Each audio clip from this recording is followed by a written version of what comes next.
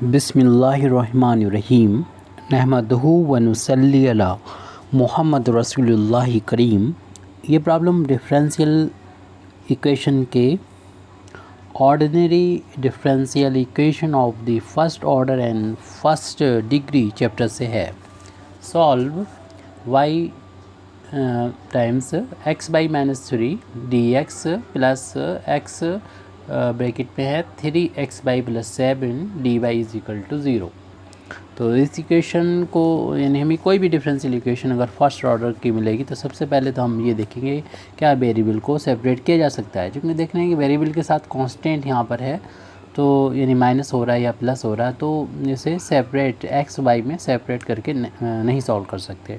फिर हम देखते हैं क्या होमोजीनियस है, यानी हर एक टर्म की डिग्री इक्वल है, तो ऐसा भी नहीं। यहाँ पर 1 डिग्री का है, ये 0 डिग्री का है, तो टर्म हर एक टर्म होमोजीनियस नहीं है। तो होमोजीनियस वाले मेथड से भी हम लोग इसको होमोजीनियस बना के सॉल्व नहीं कर सकते, और ना इसे रिड्यूस कर सकते हैं। क्योंकि अगर लीनियर होता तो हम सोच भी सकते थे, यानी एक पावर यहाँ पर होता है या कांस्टेंट होता है, इधर एक पावर इधर कांस्टेंट, तो हम इसको रिड्यूस कर सकते थे, डिफरेंशियल इक्वेशन को होमोजीनियस बनाने की सोच सकते थे। वो भी हमें यहाँ पर नहीं कर पाएंगे।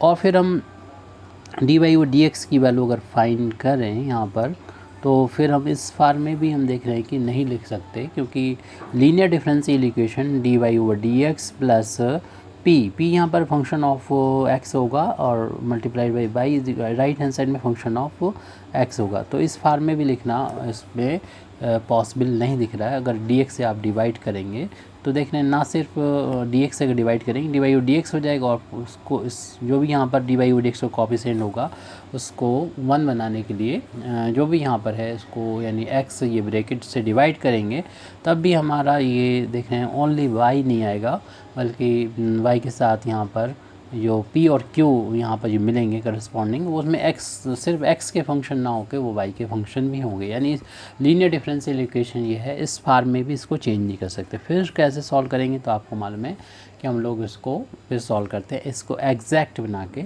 सॉल्व करते हैं। तो इसके सोल्यूशन में सबसे पहले तो हम इसकी कंपेरिजन कर देंगे, m D x plus N D Y is equal to 0 से कंपेयर कर देंगे, यानी देखेंगे क्या ये डिफरेंशियल इक्वेशन एग्जैक्ट है या नहीं। तो डी एक्स का जो कॉफिशिएंट है वो यहाँ पर m है, यहाँ पर डी एक्स का कॉफिशिएंट है y times x Y minus का 3, और n का कॉफिशिएंट यानी हम देखना चाहते हैं कि ये गिवन डिफरेंशियल इक्वेशन एग्जैक्ट है या नहीं। तो उसके लिए हमें m और n की ज़रूरत होगी। तो डी वाई को कॉफिशिएंट n होता है, डी वाई को कॉफिशिएंट यहाँ पर मिल गया x और 3x बाई प्लस का 7। तो अब यहाँ पर आप एग्जैक्ट नेक्स्ट चेक करना चाहते हैं, तो या तो आप y का मल्टीप्लाई कर दिए, यहाँ पर डायरेक्ट से मल्टीप्लाई कर दिए, और फिर हम डिफ्रेंसीशन करते हैं। ये चलिए कर लेते हैं मल्टीप्लाई, तो ये वैल्यू मिल जाएगी एक्स वाई स्क्वायर माइनस का 3y, और यहाँ पर n की वैल्यू हो जाएगी x का मल्टीप्लाई करेंगे 3x स्क्वायर बाई प्लस का 7x, यानी हम वैल्यू फाइंड करेंगे del m over del y की वैल्यू, यानी y के रिस्पेक्ट में इसको डिफ्रेंशिएशन करेंगे पार्शियली। y के लिए x होता है कांस्टेंट, तो x को हम बाहर लिख लेंगे और y स्क्वायर का हो जाएगा डिफ्रेंशिएशन 2y, और ये इसका डिफ्रेंशिएशन हो जाएगा 3y का, तो 1 हो जाएगा, और 3 बाहर ले लेंगे और y का डिफ्रेंशिएशन 1 हो जाएगा, क्योंकि 3 मल्टीप्लाई में था कांस्टेंट था। ऐसे ही हम n का डिफ्रेंशिएशन फिर करते हैं x के रिस्पेक्ट में, ये हम लोगों को चेक करने के लिए यानी एग्जैक्टनेस को चेक करने के लिए फाइंड करना होता है। तो इसमें जब x के रिस्पेक्ट में इस टर्म को डिफ्रेंशिएशन करेंगे तो 3y तो कांस्टेंट से बाहर ले लेंगे, और x स्क्वायर का डिफ्रेंशिएशन 2x हो जाएगा, और इसका डिफ्रेंशिएशन 7 × 1 हो जाएगा x के रिस्पेक्ट में। क्लियर सी बात है, हमें नज़र आ रहा है यहाँ पर कि ये दोनों वैल्यू जो हमने फाइंड की, यानी ये तो वैल्यू आ रही है 2xy माइनस का 3, और जो कि del m over del y की वैल्यू है, और del n over del x की वैल्यू जो है वो 6 टाइम्स एक्स वाई प्लस 7 है। ये दोनों वैल्यू क्लियरली इक्वल नहीं है, del m over del y equal नहीं है del n over del x से, यानी जो गिवन डिफरेंशियल इक्वेशन है वो एग्जैक्ट नहीं है। The given differential equation is not exact. तो ऐसा नहीं, अभी तक हमने जो देखा था मेथड वो फेल हुए सारे, तो एग्जैक्ट नहीं, तो इसको हम छोड़ देंगे। अब हम चूँकि इस तरीके की पावर्स हैं, फैक्टर्स हैं, तो हम इसमें इससे अगर एग्जैक्ट नहीं है तो एग्जैक्ट बनाते हैं।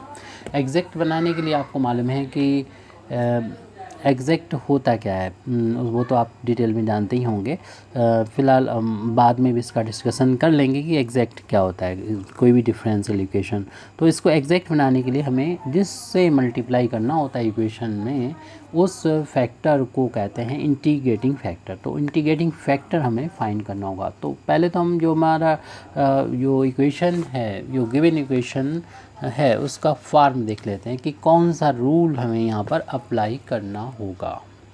वैसे तो एग्जैक्ट बनाने के लिए, यानी इस डिफरेंशियल इक्वेशन में एक इंटीग्रेटिंग फैक्टर का मल्टीप्लाई करके एग्जैक्ट बनाने के लिए हमारे पास 5 रूल होते हैं, लेकिन हम उन सभी का डिस्कशन नहीं करेंगे। जो हमारा सॉल्यूशन आ जाए एक तरफ से चलेंगे, और जो हमारा पहली बार में जो भी निकल आएगा रूल, उसको फिर अप्लाई कर देंगे, बाकी के रूल को हम छोड़ देंगे। तो सबसे पहले वाला जो रूल, यानी हम जिसे कह सकते हैं फर्स्ट रूल है, उसमें हमें ये चेक करना होता है, इसको हम साइड से लिख दे रहे हैं, रफली चेक कर रहे हैं, इसको फिगर फेयरली नहीं लेंगे।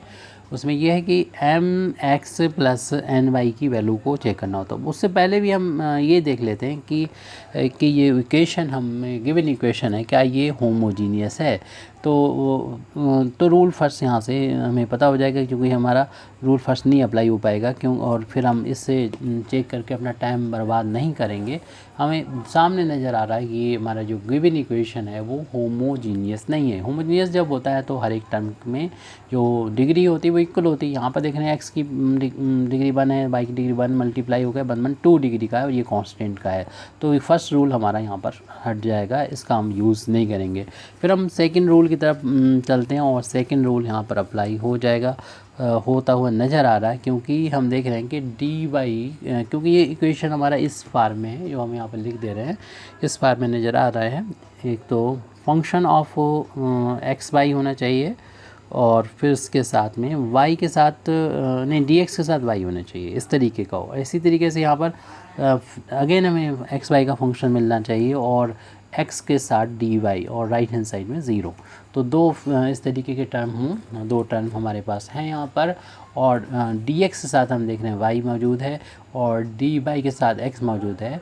तो ये यानी हमारा सेकंड जो रूल है, रूल सेकंड अप्लाई हो सकता है। लेकिन उसके लिए हमें चेक करना होता है कि ये बात अगर लागू है, जो कि हमारे इस गिवन डिफरेंशियल इक्वेशन में लागू होती है, तो फिर अगला हमें चेक करना होता है mx माइनस एन वाई। इसको देखते हैं कि ये ज़ीरो के इक्वल तो नहीं है। अगर ज़ीरो के इक्वल होगा तो फिर हमारा ये अप्लाई नहीं होगा रूल 2। अगर ज़ीरो के इक्वल नहीं है तो आपको मालूम है इंटीग्रेटिंग फैक्टर फिर यही हो जाता है, लेकिन 1/, में 1/, यानी m x minus n y, ये इंटीग्रेटिंग फैक्टर हो जाता है। और फिर हम इसका पूरे इक्वेशन में मल्टीप्लाई कर देंगे, और फिर हमारा जो इक्वेशन है वो एग्जैक्ट बन जाएगा। और एग्जैक्ट बन जाता है तो बहुत ही स्मूथली हम उसको सॉल्व कर सकते हैं, सॉल्व करते हैं।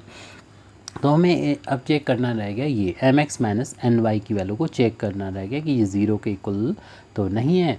तो फिर हम अप्लाई इंटीग्रेटिंग फैक्टर हम लोग फाइंड कर लेंगे, क्योंकि अपान अगर ये ज़ीरो हो जाएगा तो अपान में ज़ीरो हो जाएगा, तो फिर ये वैल्यू जो है वो अनडिफाइन हो जाती है। इसलिए हमें पहले इसे चेक कर लेना चाहिए। तो इस वैल्यू को लिखते हैं हम, यानी m x minus n y की वैल्यू को फाइंड करते हैं कितना होगा। एम की वैल्यू अभी हम लोगों ने देखी थी कि एम की वैल्यू कितनी थी।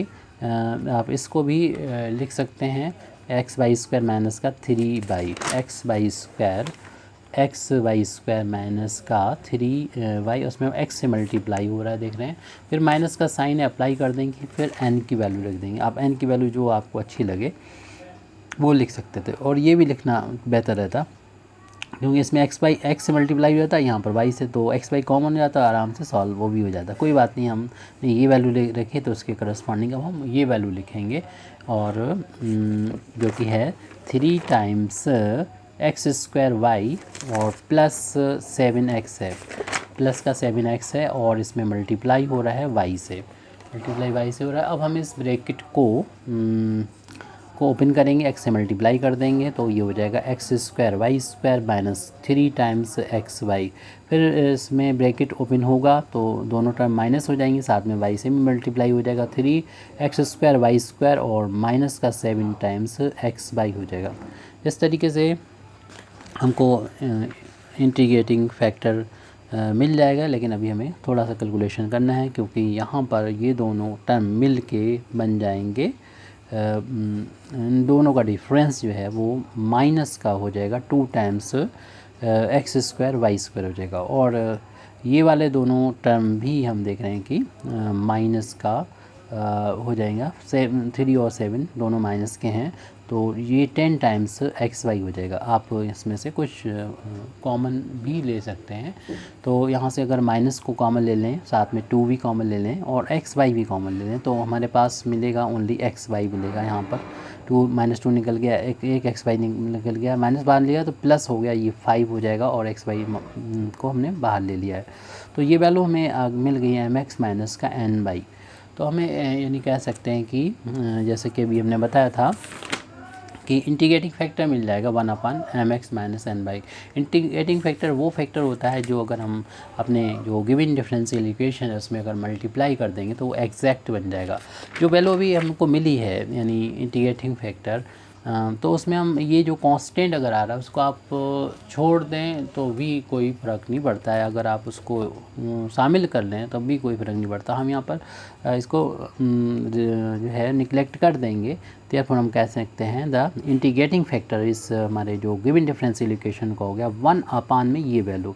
इसमें हम कांस्टेंट को छोड़ सकते हैं या आप इसको लिख भी सकते हैं, कोई प्रॉब्लम की बात नहीं। यहाँ पर एक्स बाई ब्रैकेट में एक्स बाई प्लस का 5 लिख लिया। इसके बाद इंटीग्रेटिंग फैक्टर ये आ गया। इंटीग्रेटिंग फैक्टर ये है, तो इसका मतलब हम इसमें यानी जो गिवन डिफरेंशियल इक्वेशन है जिसको हम इक्वेशन नंबर 1 डाल देंगे, यानी हमने सोल्यूशन में लिख लेंगे। हम यहाँ पर से इसी से स्टार्ट करेंगे लिखने के बाद और इक्वेशन नंबर 1 डाल देंगे और पूरे इक्वेशन को हम मल्टीप्लाई कर देंगे इस वैल्यू से या 1/, दिस वैल्यू से, कोई फ़र्क नहीं पड़ता। -2 भी लिख सकते हैं आप यहाँ पर। तो सिंपलिसिटी के लिए हम यहाँ पर ओनली इस वैल्यू को कंसीडर कर रहे हैं। उम्मीद है कि कोई प्रॉब्लम नहीं होगी। तो हम जो अपना गिवन डिफरेंशियल इक्वेशन है उसमें यानी 1, उसमें इस इंटीग्रेटिंग फैक्टर से मल्टीप्लाई कर दे रहे हैं। इससे क्या होगा कि हमारा डिफरेंशियल इक्वेशन जो बनेगा वो एग्जैक्ट होगा। आप चेक करें या ना करें, और चेक करने की ज़रूरत नहीं, हम भी नहीं करेंगे आपको, लेकिन हम कर चुके हैं और चेक कर चुके हैं, एग्जैक्ट होता है। और इसलिए कि कैलकुलेशन में गलती ना हो इसलिए हमने चेक किया, वैसे कोई ज़रूरत नहीं है आपको, तो एग्जैक्ट हो जाएगा। और एग्जैक्ट चेक करने का मेथड आपको मालूम ही है क्या होता है। ये वैल्यू चेक करते हैं, अगर इक्वल होती है तो एग्जैक्ट होता है, अगर इक्वल नहीं होती जैसे कि यहाँ पर नहीं था तो एग्जैक्ट देख रहे हैं कि नहीं है। तो अब हम यहाँ पर जो हमारा गिवन डिफरेंशियल इक्वेशन है उसमें इससे मल्टीप्लाई करेंगे, यानी 1/x बाई प्लस 5 से मल्टीप्लाई करेंगे। इसमें फर्स्ट टर्म, इसमें 2 टर्म हैं। फर्स्ट टर्म हमारा है ये, तो इसमें मल्टीप्लाई कर रहे हैं y इंटू ब्रैकेट में था हमारा एक्स वाई माइनस का 3 और फिर डी एक्स है। फिर सेकंड टर्म है प्लस का साइन के बाद, उसमें हम मल्टीप्लाई कर रहे हैं। पीछे आप देख लीजिएगा जो भी गिवन डिफरेंशियल है इसमें मल्टीप्लाई करें। बहुत डिटेल में अगर आप शॉर्ट में कर सकते हैं, कुछ कैंसिल कर सकते हैं, डायरेक्ट टर्म लिख सकते हैं। और हमारा तो ये था second term x 3 times x Y plus 7 d y और राइट हैंड साइड में 0, ये डिफरेंशियल इक्वेशन था। लेकिन हमने मल्टीप्लाई इस फैक्टर का कर दिया है, यानी इंटीग्रेटिंग फैक्टर का कर दिया है, तो अब ये एग्जैक्ट बन गया। आप कुछ फैक्टर कैंसिल करके डायरेक्ट लिख सकते थे, हम यहाँ पर कैंसिल करके आपको दिखा दे रहे हैं, ये कैंसिल हो गया।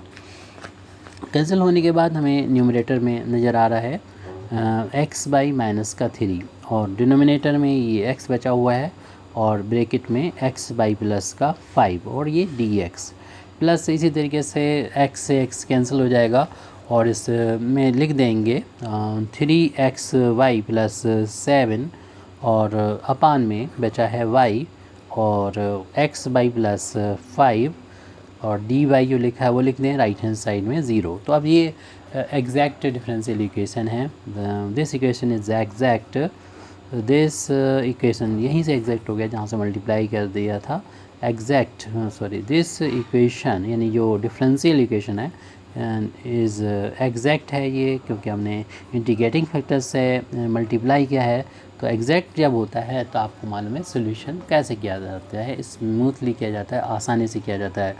तो इसके लिए हम फार्मूला लिख दे रहे हैं कि आपका इक्वेशन माना कि यहाँ पर फार्मूला लिख दे रहे हैं कि M D x plus N D Y is equal to zero. अगर if this equation differential equation is exact, ये हमने फार्मूला देख रहे हैं, आप ये ना समझें कि ये एम वही वैल्यू है जो भी लिखी थी, एन वही वैल्यू है, ये अलग है। अब एम का मतलब यहाँ पर होगा डी एक्स का जो भी कोएफिशिएंट है ये एम हो जाएगा, और एन का मतलब कैपिटल एन का मतलब होगा ये वैल्यू, यानी पुराने वाले इक्वेशन का एम नहीं कंसिडर करेंगे, ये अब नया इक्वेशन है, ये हम आपको फार्मूला लिख रहे हैं कि इस तरीके से अगर डिफरेंशियल इक्वेशन आपको पास हो, वो एग्जैक्ट हो, तो इसका सोल्यूशन होता है सोल्यूशन ऑफ यानी जनरल सोल्यूशन ऑफ गिवन यानी दिस डिफरेंशियल इक्वेशन ये होता है इंटीग्रेशन जो डी एक्स का कोएफिशिएंट यानी वाई होता है उसको एक्स के रिस्पेक्ट में इंटीग्रेशन करते हैं। बस ध्यान रहे कि यहाँ इसमें जो भी वाई होगा वो वाई जो होगा कांस्टेंट लिया जाए, कंसीडर किया जाए प्लस, और फिर इसके बाद इंटीग्रेशन इसका, लेकिन उसमें वो टर्म छोड़ देना है जो एक्स के हैं, यानी लिख देंगे terms of n not containing x, जिसमें एक्स नहीं है उन टर्म को हमें लिख लेना है और इंटीग्रेट कर देंगे, यानी जहाँ पर भी एक्स वाला टर्म नजर आए वहाँ पर आपको ज़ीरो पुट कर देना, अपने आप ही मिल जाएगा। बाई के रिस्पेक्ट में इंटीग्रेट करेंगे और राइट हैंड साइड में कोई भी कांस्टेंट यहाँ पर लिख दिया हमने, सी लिख दिया है। तो ये सॉल्यूशन इस तरीके से फाइंड करेंगे। तो हमारे चूँकि ये ऊपर डिफरेंशियल इक्वेशन है, डी वाई को कोएफिशिएंट एम है और डी एक्स का कोएफिशिएंट एम है और डी वाई को कोएफिशिएंट एन है यहाँ पर, तो अब हम यहाँ पर सॉल्यूशन लिख सकते हैं। आप इक्वेशन नंबर शायद बन डाल चुके हैं, तो इक्वेशन नंबर 2 लिख के हम यहाँ पर इसको इंडिकेट कर देंगे कि therefore the solution of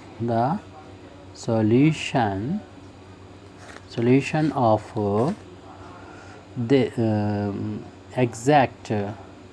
exact differential equation, जो इक्वेशन नंबर हमने 2 से डिनोट किया है, इज़ गिवन बाई, तो ये दिया जाएगा इस तरीके से। तो कैसे दिया जाएगा, तो जैसे कि अभी हमने बोला था इंटीग्रेट करना m का, और इसमें y जो होगा वो कांस्टेंट है, आप लिखें या नहीं लिखें y कांस्टेंट होगा, ये वैल्यू लिखी जाएगी, यानी X Y minus 3 upon X times x Y plus का 5, इसको हमें इंटीग्रेट करना होगा, एक्स के रिस्पेक्ट में प्लस का साइन है वो लगा देंगे, और फिर हम टर्म्स एन के लिखेंगे, एन मतलब डी वाई का जो कोएफिशिएंट है जिसमें एक्स नहीं होता है। देखिए इसमें एक्स आ रहा है तो इसे आप ज़ीरो कर दीजिए, यानी इंटीग्रेट करेंगे तो यहाँ पर न्यूमरेटर में 0 प्लस का 7 था वो लिख दीजिए, और बाई लिख दीजिए यहाँ पर, और यहाँ पर x आ रहा है तो x वाला टर्म जो है वो उसकी जगह पर 0 कर देंगे, प्लस में 5 है उसको एज इट नोट कर देंगे, डी वाई ब्रैकेट क्लोज कर देंगे, y के रिस्पेक्ट में इंटीग्रेशन, एक कांस्टेंट जिसका नाम हम c डैश कर दे रहे हैं, आप कोई भी कांस्टेंट किसी भी नाम से लिख सकते हैं। अब इसको इंटीग्रेट करना हमारे लिए एक बस इंटीग्रेट करेंगे प्रॉब्लम सॉल्व हो जाएगी। तो इंटीग्रेट करने के लिए जैसा कि हम देख रहे हैं डिनोमिनेटर में, वैसे हम न्यूमरेटर में बना सकते हैं आसानी से, क्योंकि प्लस एक्स बाई तो है यहाँ पर प्लस 5, ये कांस्टेंट है तो क्लियरली कोई प्रॉब्लम नहीं होगी, हम +5 कर देंगे -5 कर देंगे, तो -3 पहले से था और माइनस का हम और 5 करेंगे तो माइनस का 8 बन जाएगा। देखिए अगले स्टेप में क्या होगा, तो यहाँ पर हम इंटीग्रेट कर रहे हैं, भूल ना जाए इसलिए यहाँ पर लिख देते हैं y कांस्टेंट है, अगर आप ना भूलें तो लिखना भी ज़रूरी नहीं कांस्टेंट, और यहाँ पर x बाई जैसा कि डिनोमिनेटर में है +5 वो बना लें और इसमें माइनस का 8 कर दें, क्योंकि इन दोनों का डिफरेंस -3 हो जाएगा और -3 हमारे पास पहले था। डिनोमिनेटर में हमारे पास है x बाई प्लस का 5 है, और हमको इंटीग्रेट करना है इस इंटीग्रेंड का विद रिस्पेक्ट टू x, और प्लस इसमें देखिए कितना बचा हुआ है, सिंपली 7 न्यूमरेटर में बचा हुआ है और डिनोमिनेटर में 5 है, आप पीछे देख लेंगे राइट हैंड साइड में हमने सी डैश इसको कहा है, 7/5 बचा हुआ है, इसको हमने लिख लिया है। अब सेपरेट कर लेंगे, यहाँ से ये मैच कर रहा है, यहाँ से अलग कर लेंगे, ये अपान ये और माइनस दिस 8/दिस हो जाएगा। अगले स्टेप में कर लेते हैं यहाँ पर इंटीग्रेशन का साइन, और यहाँ पर अपना भूल ना जाए इसलिए हम लिख लेंगे y जो है वो कांस्टेंट है, तो ये अपान यानी एक्स वाई प्लस 5 आप डायरेक्ट भी कर सकते हैं, हम लिख के दिखा दे रहे हैं, आप डायरेक्ट 1/x भी लिख सकते हैं, एक्स वाई प्लस 5, ये अपान में ये कर लिया, फिर माइनस का साइन बीच में लिख दीजिए, 8 ऊपर रहेगा अपान में x और एक्स वाई प्लस का 5 dx, और प्लस का इसमें कांस्टेंट को बाहर लिख लीजिए 7/5 को, 1 का इंटू मान सकते हैं और इसमें 1/y कर सकते हैं dy, राइट हैंड साइड में कांस्टेंट जो कि सी डैश से डिनोट किया है। ये पूरा पूरा ब्रैकेट न्यूमरेटर का कैंसिल हो जाएगा। अब हमारे पास y कांस्टेंट अगले स्टेप में हम कर रहे हैं, इसको लिख रहे हैं। न्यूमरेटर में तो 1 बचा हुआ है, डिनोमिनेटर में x बचा हुआ है माइनस का 8/x और ये x/y प्लस का 5 और इंटीग्रेट करें dx प्लस 7/5 1/y का इंटीग्रेशन जो होगा वो लॉग y हो जाएगा इजिकल टू सी डैश। अब यहाँ पर इंटीग्रेट जब हम करने जाएंगे तो integration in term by term integration होगा, इसमें तो y का टर्म ही नहीं है तो इंटीग्रेट करेंगे 1/x का। अब यहाँ पर ना भी लिखें y कोई फ़र्क नहीं पड़ता क्योंकि तो y तो है ही नहीं यहाँ पर। अब इस टर्म का डिफरेंस इंटीग्रेशन करने जाएंगे तो -8 तो कांस्टेंट है, इससे तो हम बाहर लिख लेंगे इंटीग्रेट ओनली 1/x और x/y प्लस 5 का इंटीग्रेट करना होगा। उम्मीद है हमें कि हमें क्वेश्चन इस वाले इंटीग्रेशन की वजह से पूछा गया होगा क्योंकि बाकी प्रॉब्लम तो कॉमन चीज़ें हैं। 7/5 log y is equal to c dash. तो 1/x का तो इंटीग्रेशन आपको मालूम ही है, इस तरीके से 1/y का इंटीग्रेशन y के रिस्पेक्ट में log y हो गया, ऐसे ही 1/x का इंटीग्रेशन ये log x हो जाएगा। माइनस अब प्रॉब्लम सिर्फ यहाँ पर आती है इसका इंटीग्रेशन कैसे किया जाए। तो देखिए जो कि यहाँ पर x है, एक फैक्टर है लीनियर फैक्टर है और दूसरा भी x का फैक्टर है लीनियर फैक्टर है। आप कहेंगे y भी है कि y को हमने वेरिएबल के तौर पे काफ़ी देखा है, लेकिन चूँकि यहाँ पर हम इंटीग्रेट कर रहे हैं तो y जो आ रहा है y कांस्टेंट है, यहाँ पर हम लगातार लिख रहे हैं तो y कांस्टेंट है, यहाँ पर भी लिख लीजिए इंटीग्रेशन में तो y कांस्टेंट है। तो यहाँ पर x यानी लीनियर फैक्टर हैं 2x के, एक तो ये हो गया, दूसरा x/y प्लस का 5 हो गया। तो उस तरीके से दो फैक्टर जब आते हैं तो हम इसके पार्शियल फ्रैक्शन करके इसको एक यानी ये एक फ्रैक्शन है उसको लीनियर फैक्टर में x के जो कि सिंपलेस्ट फॉर्म में होती है उनमें डिसोसिएट कर लेते हैं तो आसानी से इंटीग्रेट हो जाता है। तो यही हम करेंगे, यानी अभी इस प्रॉब्लम को हम यहीं पर छोड़ देंगे। हम अलग से पहले आपको पार्शियल फ्रैक्शन करके दिखाएंगे, डायरेक्ट कर सकें आप तो कर सकते हैं लेकिन हम डायरेक्ट नहीं करेंगे और इसको जैसा कि मेथड होता है उस तरीके से जो भी इंटीग्रेंड यहाँ पर है x/y प्लस 5 इसका पार्शियल फ्रैक्शन देखेंगे। तो लीनियर फैक्टर के बारे में डिस्कशन हो गया था, x था लीनियर फैक्टर और दूसरा लीनियर फैक्टर है x/y प्लस का 5 क्योंकि y जो है वो कांस्टेंट है इसलिए। और जब लीनियर फैक्टर होते हैं तो आपको मालूम है इसको अलग अलग लिख के यहाँ पर a और यहाँ पर b लिखते हैं और इसकी a और b की वैल्यू जब आ जाती है तो यहाँ पर पुट कर देते हैं, इसके पार्शियल फ्रैक्शन ये हो जाएंगे, इसको इक्वेशन नंबर 4 देंगे। लेकिन इसकी a और b की वैल्यू कैसे फाइंड की जाए इसके लिए हम अगले स्टेप में आप किसी भी मेथड का यूज़ करें, अगली स्टेप तो यही रहती है x और x/y प्लस का 5 इसमें क्रॉस मल्टीप्लिकेशन, यानी आप इसको डिवाइड करेंगे x से तो इसका मल्टीप्लाई हो जाएगा ऊपर x/y प्लस का 5 प्लस b इंटू एक्स का यहाँ पर इंटू हो जाएगा और लेफ्ट हैंड साइड में 1/x और x/y प्लस 5 है, डिनोमिनेटर सेम है कैंसिल हो जाएगा तो 1 की वैल्यू आ जाएगी ये। जैसे कि भी हमने बोला शुरू में कि आप किसी भी मेथड का यूज़ करेंगे लेकिन ये कॉमन चीज़ रहेगी। तो आप इस यहाँ पर इक्वेशन नंबर 5 डाल लें। अब हमारे पास और भी मेथड होते हैं a और b की वैल्यू को निकालने के लिए कि मतलब यहाँ से मेथड चेंज हो जाते हैं। आप ऑप्शन है कि आप कुछ भी कर सकते किसी मेथड का यूज़ करें। हम इस मेथड का यूज़ कर रहे हैं कि a के नीचे कितना लिखा है, a का डिनोमिनेटर में कितना है उसको हम 0 के बराबर पुट कर देंगे इक्वेशन नंबर 5 में तो हमें a की वैल्यू मिल जाएगी और b की वैल्यू फाइंड करना है तो b के डिनोमिनेटर में ये लीनियर फैक्टर जब होता है तब ऐसा करते हैं कि v की वैल्यू फाइंड करना तो v के डिनोमिनेटर में जो है उसको 0 को बराबर पुट करके x की जो वैल्यू मिलेगी वो हम इक्वेशन नंबर 5 में अगर पुट करेंगे तो हमें इससे b की वैल्यू मिल जाएगी। बस एक मेथड और भी होता है, इसमें हम दोनों तरफ के x की जो पावर्स है उसके कोएफिशिएंट को कलेक्ट करते हैं तो वो मेथड हम यहाँ पर अप्लाई नहीं कर रहे हैं। उसमें इक्वेशन बन जाती है, इक्वेशन सॉल्व करना होती हैं, लीनियर हो तो आसान तरीका यही रहता है इसलिए हम इसका यूज़ कर रहे हैं। तो a के अपान में जो भी है उसको आप 0 के बराबर पुट कर देंगे, यानी putting x is equal to 0 in equation number 4 में इक्वेशन नंबर 5 में पुट कर देंगे। इक्वेशन नंबर 5 में जब रखेंगे तो लेफ्ट हैंड साइड में तो कोई इफेक्ट पड़ता नहीं क्योंकि इसमें x है नहीं, तो ये तो वैल्यू 1 ही रहेगी।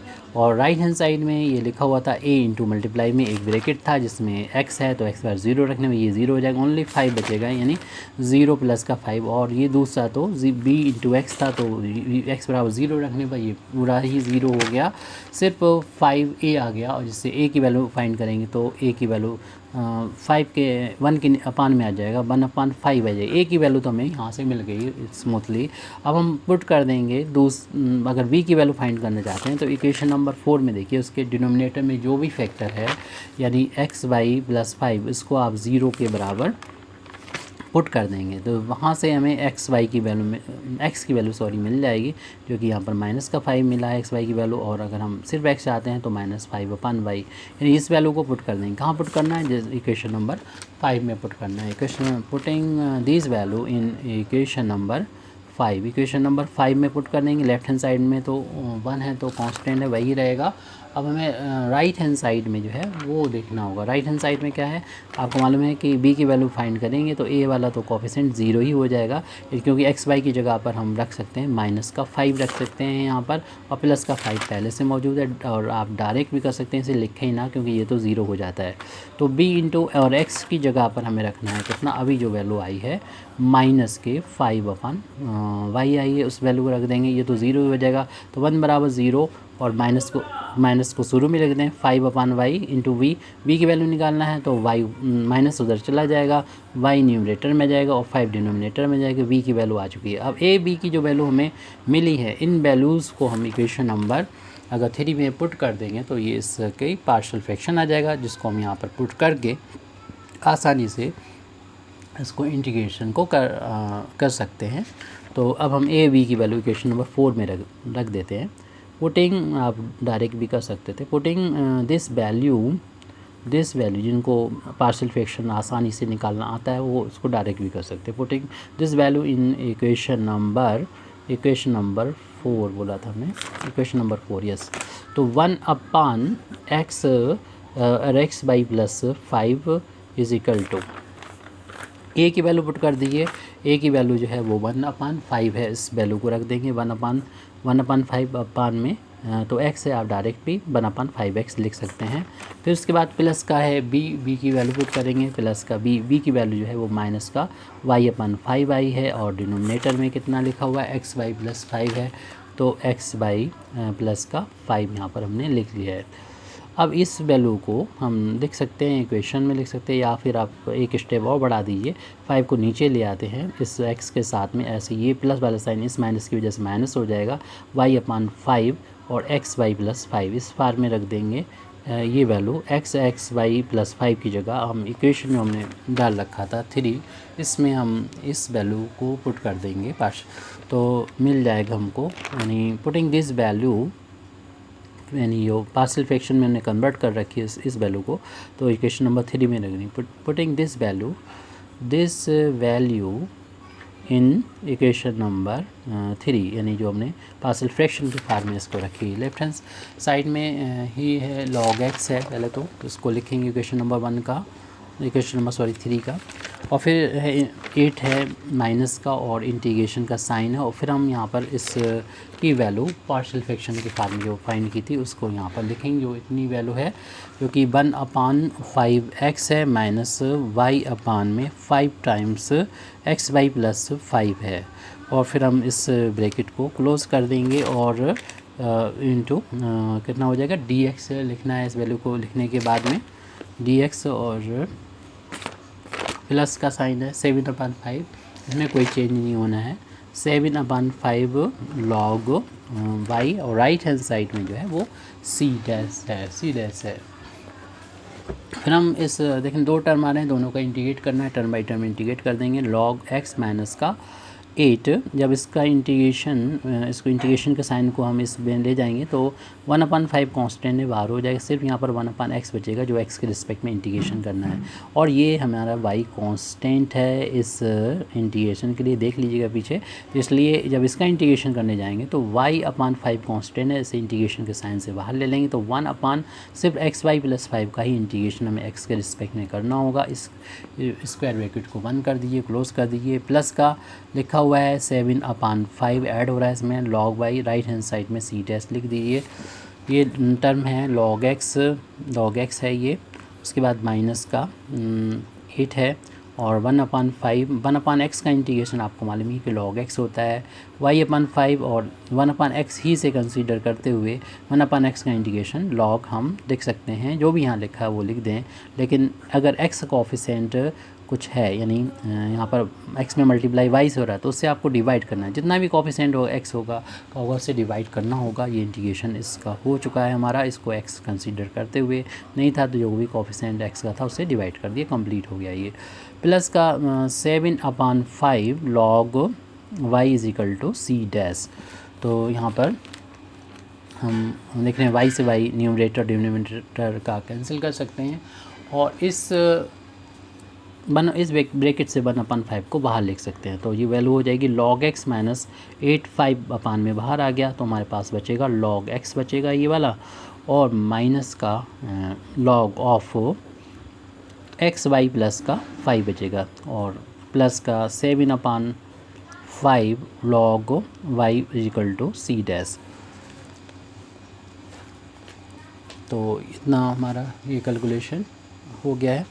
अब ये लॉग दोनों साइड हैं, इन दोनों लॉग्स को हम इकट्ठा कर सकते हैं, कलेक्ट कर सकते हैं, एक साथ लिख सकते हैं, या फिर हम पहले जो है वो डिनोमिनेटर से, देखिए इसमें भी 5 आ रहा है, इसमें 5 आ रहा है, पूरे इस 5 को यहाँ से हटा सकते हैं। 5 से मल्टीप्लाई कर दें पूरे इक्वेशन से 5 को। कैलकुलेशन आपकी मर्ज़ी, जैसे चाहे करें। 5 टाइम्स log x हो जाएगा, क्यों पूरी इक्वेशन को 5 से मल्टीप्लाई करें, अपान में 5 से भाई ये वाला कैंसिल हो जाएगा, 8 टाइम्स से बचेगा, और ये log x minus log of xy plus का 5, और ब्रैकेट यहाँ पर कर देते हैं क्लोज। और 5 से मल्टीप्लाई किया, कैंसिल होने के बाद 7 ही बचेगा log y, और राइट हैंड साइड में मल्टीप्लाई किया तो 5 टाइम्स c डैश हो जाएगा। अब इस ब्रैकेट को ओपन करें और इसमें हम 8 का मल्टीप्लाई कर देंगे तो ये वैल्यू हो जाएगी 5 times log x minus 8 times log x। अब माइनस से मल्टीप्लाई हो रहा है तो माइनस माइनस प्लस का हो जाएगा ये 8 times log of xy plus का 5, और प्लस का 7 टाइम्स पहले से चल रहा है log y = 5 टाइम्स 7 से। इन दोनों लाइक टर्म्स हैं, इन दोनों का डिफरेंस ले लेंगे जो कि माइनस का हो जाएगा 3 टाइम्स log x, और प्लस का ये है 8 टाइम्स है। अब इसको आप ऐसे भी कर सकते हैं, मल्टीप्लाई में चल रहा है, इसे पावर में भी ले सकते हैं, क्योंकि आपको फार्मूला पढ़ा ही होगा। m log n अगर हो तो इसे हम लिख सकते हैं log n to the power m, यानी जो पावर होती है वो आगे मल्टीप्लाई कर जाती है, आप मल्टीप्लाई हुई पावर को हम पावर में ले सकते हैं। तो इस 8 को हम यहाँ पर ले सकते हैं, लिख सकते हैं।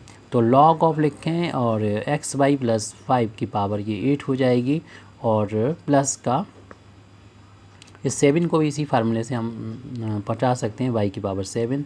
राइट हैंड साइड में हमारा ये 5 टाइम्स c डैश है, और यहाँ पर भी हम माइनस पावर कर सकते हैं, या फिर हम ऐसा भी लिख सकते हैं कि log m minus log n की आइडेंटिटी का अप्लाई कर सकते हैं, यानी log लिखेंगे, जो प्लस होता है वो न्यूमरेटर में, जो माइनस होता है उसे डिनोमिनेटर में पहुंचा देते हैं।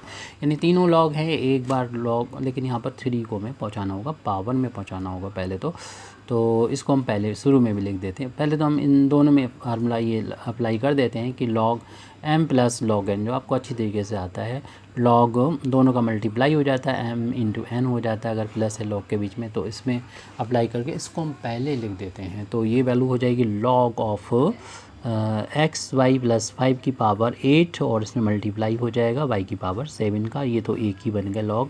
और ये माइनस वाला है, इसमें पहले तो हम इस आइडेंटिटी का यूज़ करेंगे, ये पावर को ऊपर ले जाएंगे, यानी 3 को इसमें ले जाएंगे, और तो ये log x की पावर 3 बन जाएगा। राइट हैंड साइड में 5 टाइम्स c डैश है। अब ये यहाँ पर देखिए दो लॉग हैं, बीच में माइनस साइन है, तो आपको इस वाले फार्मूले का, सेकंड वाले फार्मूले का यूज़ करेंगे। यानी लॉग लिखेंगे, जो प्लस में है, जो प्लस में उसे न्यूमरेटर में लिखेंगे। इसको पहले लिख दीजिए, बाई की पावर 7 और एक्स बाई प्लस 5 की पावर 8, और डिनोमिनेटर में माइनस वाले लिख दिए, यानी एक्स की पावर 3। और राइट हैंड साइड में, क्योंकि लेफ्ट हैंड साइड में लॉग है, तो इससे जो कांस्टेंट हमको मिला है, ये पूरा 5c डैश एक कांस्टेंट है, इसको भी लॉग की फॉर्म में लॉग c बोल दिया हमने इसको। इससे क्या होगा, लॉग से लॉग आप हटा दिए। हालांकि आपको डिफरेंशियल इक्वेशन यहाँ पर ख़त्म हो चुका है, सोल्यूशन आ चुका है। आप जहाँ पर इंटीग्रेशन ख़त्म हुआ था वहाँ से आप अपना क्वेश्चन को छोड़ सकते हैं। अपने एग्जामिनेशन में अगर टाइम कम हो तो कहीं से भी छोड़ सकते हैं। जैसे ही इंटीग्रेशन का साइन ख़त्म हुआ वैसे ही आपका सोल्यूशन आ चुका है। अब जो है किसी भी फॉर्म में इसको आप लिख सकते हैं, लॉग से लॉग हट जाएगा। अगले स्टेप में, अगले पेज पर हम देख रहे हैं, ये बचा हमारे पास बाई की पावर 7, बाई की पावर 7, और ब्रैकेट में कुछ था और अपान में भी था, और राइट हैंड साइड में ये c बचेगा, क्योंकि लॉग से लॉग हट चुका है। ये बाई की पावर 7 है और ब्रैकेट में है एक्स वाई प्लस 5 की पावर 8, और अपान में x की पावर है 3 है। तो इसमें अपान में चाहे तो उसको मल्टीप्लाई कर दें, तो इस तरीके से ये हमें मिलेगा y की पावर 7 एक्स वाई प्लस 5 की power 8 is equal to c x की पावर 3। इस तरीके से हमारे जो गिवन डिफरेंशियल इक्वेशन है उसका सोल्यूशन, ये कंप्लीट सोल्यूशन आ चुका है। और ये हमने चेक भी कर लिया है कि ये अगर इसको हम इससे डिफरेंशियल इक्वेशन बनाएंगे तो जो गिवन डिफरेंशियल इक्वेशन है वही आ जाएगा। तो इसलिए आंसर भी अपना बिल्कुल ठीक है, इसमें कोई डाउट नहीं बाकी छोड़ा है। हमने स्टडी करके, रिसर्च करके इसको कंप्लीट किया है। Thank you very much Indeed for listening me. व आखिर दावाना अल्हम्दुलिल्लाहि रब्बिल आलमीन।